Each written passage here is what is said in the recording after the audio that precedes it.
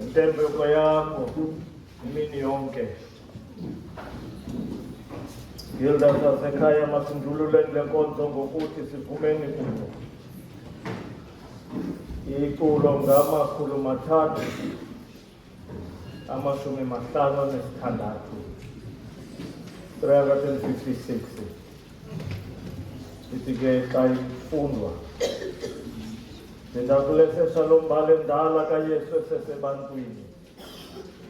Izabantwana njengathi zimfana akwabadabikho lo mini, akwabadaziphi izandla entloko banokusingathwa ngengalo nobuso buncuma esithi ngofefe makuze usapho kwanalo. Ithi ke ivesi yokugqibela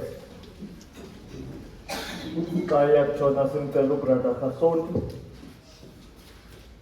athi kusomandla nale nkonzo yenye yenkonzo ezimele ukwenziwa.